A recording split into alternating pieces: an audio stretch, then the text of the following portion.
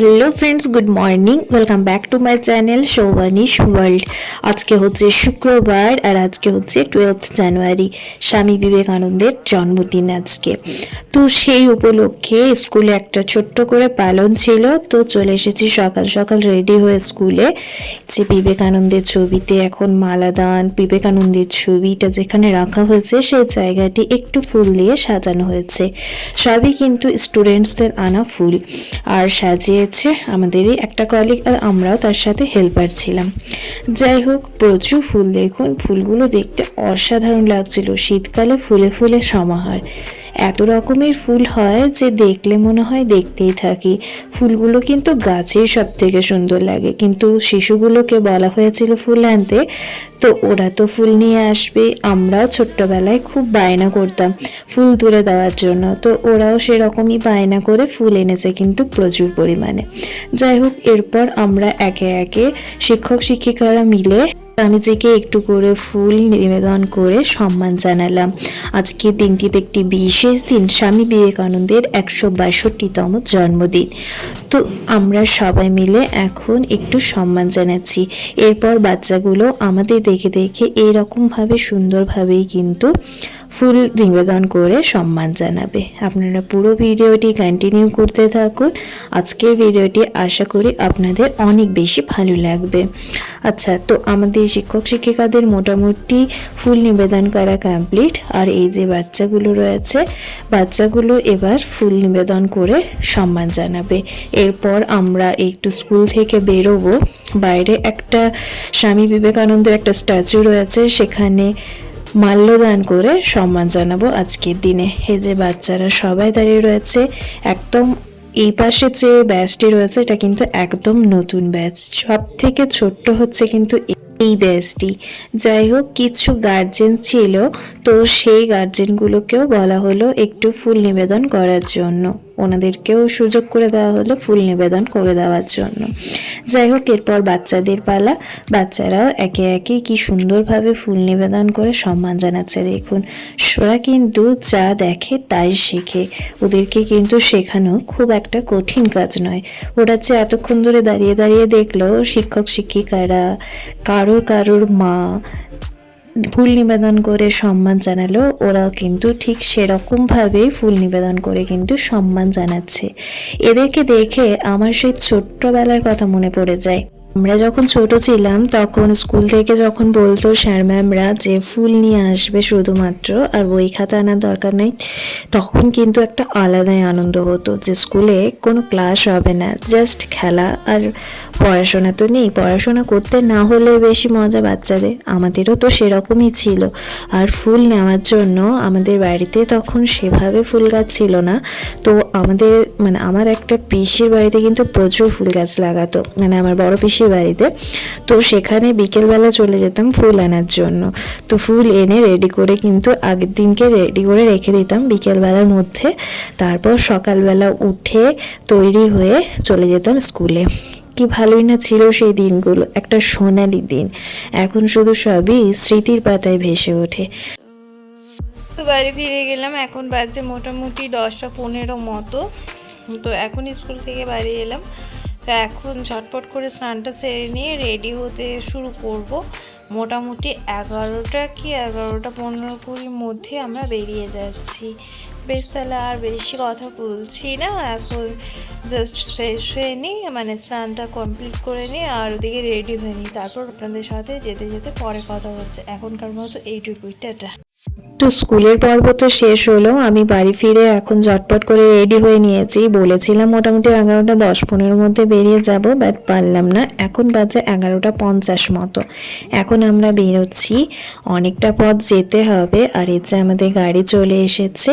এখানে আমি, মিস্টার ঘোষ আর মা উঠবো, আর তারপর আমাদের গ্রামের বাড়ি যেখানে রয়েছে ওখানে আমার মামা শ্বশুর বাড়িও বটে। তো ওখান থেকে ওই আমার একটা ননদ, তার সাথে তার ছেলে, ভাগ্নে আমাদের, আর তার সাথে রয়েছে সবিকের মামার ছেলে, ছেলের বউ, এরা সবাই রয়েছে আর কি। আর তার সাথে রয়েছে ছোট মামিমা, ছোট মামি শাশুড়ি মা। তো আমরা এই কজন মিলে যাচ্ছি এখন। আর আমরা এখন মোটামুটি এখানে আমরা চেপে গেলাম, আর ওদেরকে ওখান থেকে তুলে নিয়ে আমরা যাত্রা শুরু করব। তো চলুন এখন যাওয়া যাক, পরে কথা হচ্ছে আপনাদের সাথে। Much later. আচ্ছা, তো মোটামুটি 1 ঘন্টা জার্নি করার পর এখন চলে এসেছি আমাদের গন্তব্যস্থলে। তবে তার আগে একটু মিষ্টি নিয়ে নিচ্ছি। আমাদের তো বাঙালিদের একটা রীতি রয়েছে যে কোনো কুটুম্ব বাড়ি বা আত্মীয় বাড়ি বা কোনো অনুষ্ঠান বাড়ি যাওয়ার আগে একটু মিষ্টি নিয়ে যেতে হয়। তো সেজন্য আমরা মিষ্টি নিয়ে এখন আপাতত আমাদের গন্তব্যস্থলে পৌঁছে গেছি। এটা হচ্ছে ওই যেখানে আমরা আসছি আর কি, যে আত্মীয় বাড়ি, সেটা হচ্ছে এই বাড়িটা। আচ্ছা, তো আপনাদের আর ধোঁয়াশার মধ্যে রাখছি না, আমরা কাদের বাড়ি এসেছি বলেই দিই। আমরা এসেছি আমাদের একটা দিদির বাড়ি, মানে আমার ননদের বাড়ি, আর মিস্টার ঘোষের বড় মামার মেজো মেয়ের বাড়ি। তো ওই দিদির ছোট মেয়ের হচ্ছে আজকে 5 বছরের জন্মদিন। তো সেই বার্থডে পার্টিতেই আমরা এসেছি। আর হ্যাঁ, বার্থডে পার্টিটা দিনের বেলায় সেলিব্রেশন হয়েছিল, মানে দুপুরবেলা, রাত্রিবেলা নয়। তো সেজন্য আমরা চলে এসেছি এই দুপুরবেলাতেই। তো এখন বাজে মোটামুটি 1:30 মতো, আর আমরা পৌঁছেও গেছি। এই যে হচ্ছে ডেকোরেশন, আর ওর জন্মদিন হচ্ছে সৃজা, মানে বার্থডে গার্লের নাম হচ্ছে সৃজা। আচ্ছা, তো এটা হচ্ছে বার্থডে কেক। কেকটা খুবই সুন্দর ছিল আর টেস্টও কিন্তু বেশ ভালো ছিল। আর ইনি হচ্ছেন বার্থডে গার্ল, কিউটিটা। কি সুন্দর দেখুন, ও খুবই শান্ত, এতটা শান্ত যে একটা বাচ্চা হয়, সত্যি বলছি। একে না দেখলে কিন্তু আমার ধারণারও বাইরে ছিল।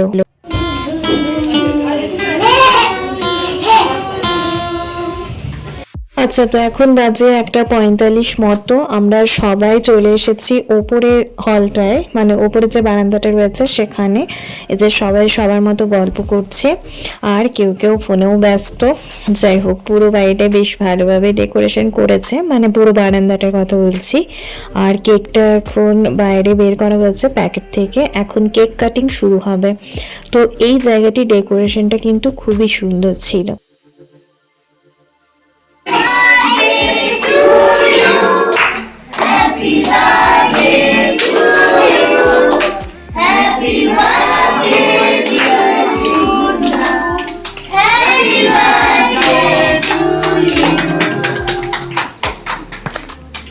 আচ্ছা, তো কেক কাটিং পর্ব এখন শেষ, এখন চলছে কেক খাওয়ানোর পর্ব।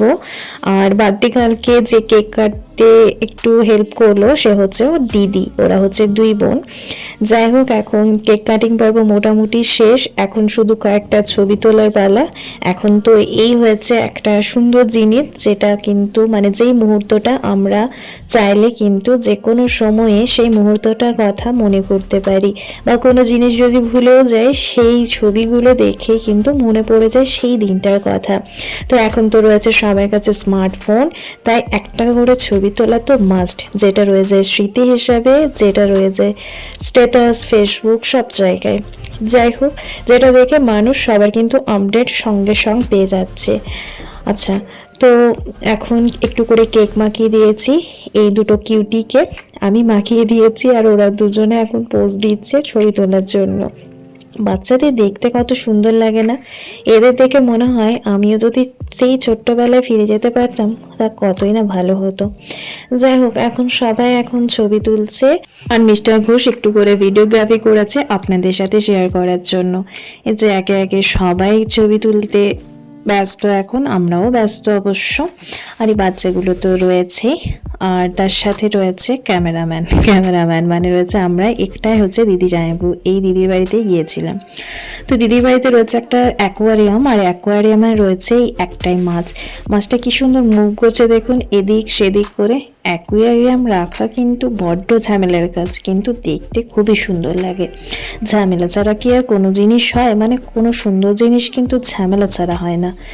তো এখন বাজে 2:20 মতো, লাঞ্চ টাইম। লাঞ্চে রয়েছে ফ্রাইড রাইস, আলুর দম, তার সাথে রয়েছে ভেজ কাটলেট, আর রয়েছে পমফ্রেট ঝাল, আর রয়েছে চিকেন কারি, আর তার সাথে মিষ্টি মুখের জন্য রয়েছে গুড়ের সন্দেশ, আর রয়েছে নলেন গুড়ের রসগোল্লা, আর রয়েছে চাটনি। তো এই হচ্ছে আজকে দুপুরের লাঞ্চের মেনু আর বার্থডে পার্টির মেনু, যাই বলুন না কেন। তো বাচ্চাগুলোকে প্রথমেই বসিয়ে দেওয়া হয়েছিল, বাচ্চাগুলোও খাচ্ছে, আর তার সাথে আরো কয়েকজনকেও বসিয়ে দেওয়া হয়েছিল। জায়গাটা তো ছোট, তাই একেবারে সবার হচ্ছে না। এই ব্যাচটা উঠে গেলে আমরা বসবো। কি রান্না করছো বলো? আমি হলুদ কাল রান্না করছি, দিয়ে বের করে দেবো।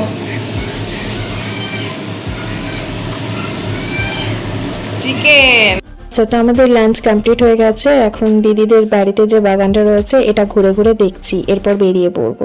তো বেরিয়ে পড়েছি বাড়ির উদ্দেশ্যে, চলুন বাড়ি ফিরি, তারপর কথা হচ্ছে। তো ফাইনালি ফিরে গেলাম বাড়ি। এখন বাজে সন্ধে 5:30 মতো, সন্ধে হয়ে গেছে। আমি আর মিস্টার ঘোষ বাড়ি ফিরলাম, বাট শাশুড়ি মা রয়ে গেছে দিদির বাড়িতে, কালকে আসবে। তো চলুন এখন ফ্রেশ হয়ে সন্ধেটা দিয়ে নিই। আর আজকের ব্লগটি তাহলে এখানে শেষ করছি। ব্লগটি যদি কিছু ভালো লেগে থাকে অবশ্যই একটা লাইক, কমেন্ট আর শেয়ার করে দেবেন। আর আমার চ্যানেলে নতুন হয়ে থাকলে চ্যানেলটি সাবস্ক্রাইব করে পাশে থাকবেন। দেখা হচ্ছে খুব তাড়াতাড়ি নতুন একটি ভিডিওর সাথে। ততক্ষণ পর্যন্ত সবাই ভালো থাকুন, সুস্থ থাকুন। ধন্যবাদ।